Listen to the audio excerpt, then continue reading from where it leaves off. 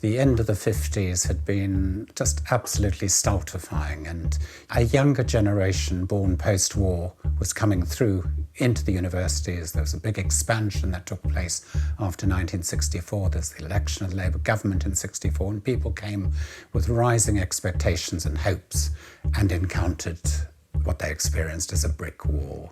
And this was the atmosphere in which students became radicalized. The background to it in Britain was the unilateral declaration of independence in Rhodesia, plus the Vietnam War hotting up, and the fear that Britain would get embroiled in that war. We already had the experience from the States of the free speech movement at Berkeley in the early 60s, which fed back into British politics, and the civil rights movement. This was the kind of world of ferment in which people were looking around for new ideas. And then, of course, there was 1968, massive upheaval in the student world, and an international movement emerged of resistance to the Vietnam War, but also of people desperately looking for a different kind of world. And suddenly revolutionary politics seemed relevant, and the idea of kind of helping produce materials that people desperate for ideas would be able to use was where Pluto came from. Now, I was in the International Socialists. In the first instance, my thought was to produce educational material for IS members. It soon became clear that my perceptions of what the organisation needed and the organisation's perceptions were rather different, and tensions arose quite soon. But Pluto was always independent of IS. Very strong feeling on my part that the educational needs had to have their own rhythm and their own dynamic and couldn't be reduced down to the immediate particular struggles, though we did also try to produce materials that related to those struggles. And in fact, the first book Pluto produced was for IS, written by Tony Cliff, called Productivity Deals and How to Fight Them. And this was a book which was sold directly to workers in the factories and to union activists in large numbers. I think we sold something like 20,000, sold on the ground, as it were, very few through bookshops. But other books we produced, we had to develop a bookshop outlet for, but we were aided by the fact that there were radical bookshops up and down the country expanding in that period. People, as I said, were really desperate for ideas, and Pluto was able to feed into that and try to respond to that need. In the first instance, I was Pluto Press. I proofread, I checked the translations, I did the bibliographies, I prepared the copy for the printers. I had no experience whatsoever of doing this, and I really had to learn everything on the job. And after a few years, it just became too much. Michael Kidron and Nina Kidron joined in 1972 with an ambitious program of expanding it, becoming much more of an alternative cultural social hub. Towards the end of '73, we produced the first of our annual Big Red Diaries. It was an A6 little diary. Every page of the diary had events from socialist history in it. It had a whole set of articles and information at the beginning about the state of British capitalism, how to organise, who were doing what the resources for an alternative left were, and it was incredibly successful. We also produced the first of a series of workers' handbooks, Hazards at Work, which sold close to 100,000 copies. It was before there was any legislation on this topic. Mike Kidron was the editor of that series.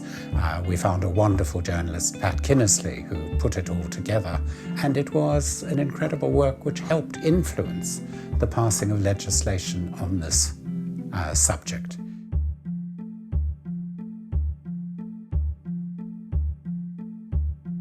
I founded Zed in 1976, and that arose because I had been in Africa teaching African history for 5 years, and I'd been very short of books, and particularly radical books. So when I left, I simply set up Zed Press. I sat down and thought, who did I know? Who could I ask to write books?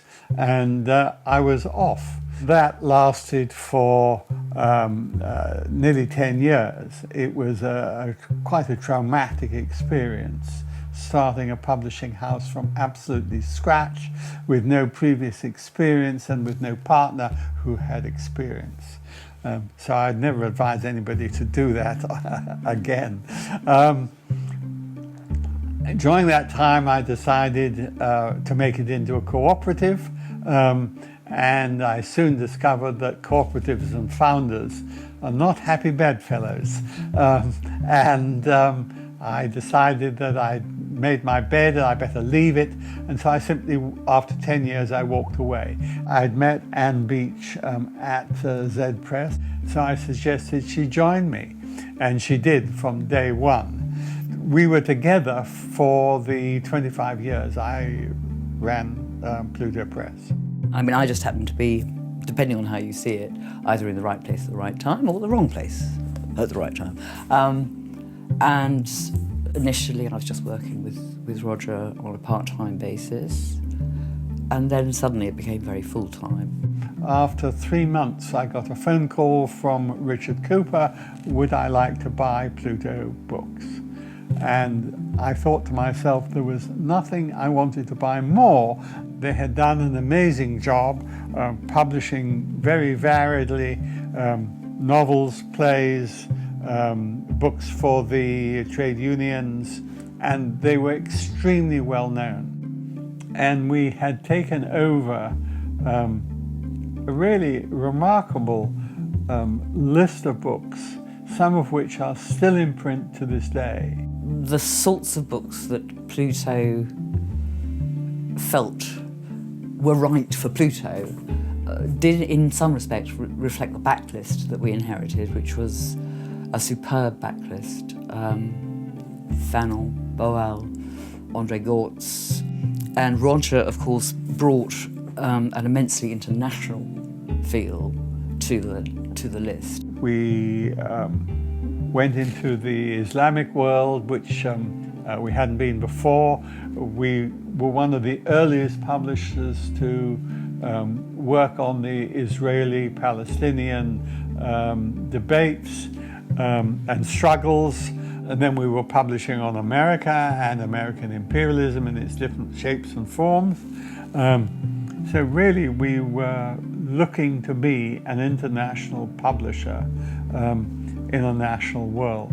The difficulty was that the world was changing, and in 1989, a few years after I'd taken over, the Soviet Union went bust, and the popular view was that socialism was finished and that Marxist books were very unpopular. I think the turnover was in 6 figures. I remember Roger saying when he went to the warehouse for the first time, it was full. Warehouses shouldn't be full. We shouldn't have much stock lying anywhere.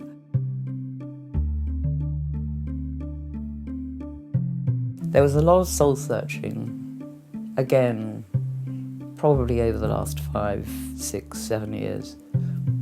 What is Pluto? What should it be doing? What does it stand for?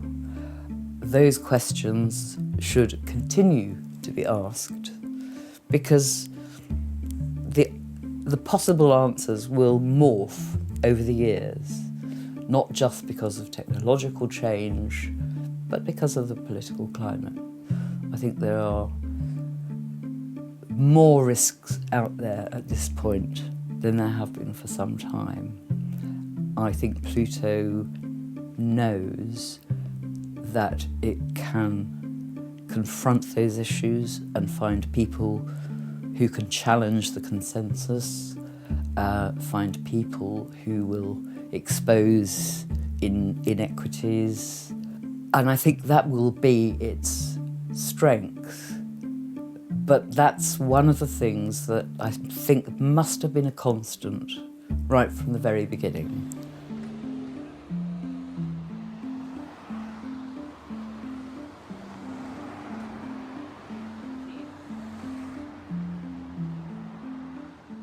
There's something really special about a company like Pluto. Not only are we dedicated to a clear purpose, but that purpose has remained steady for the last 50 years. The publishing environment has changed significantly since 1969. Pluto has weathered the changes, adapted to new technologies, and we're stronger for it.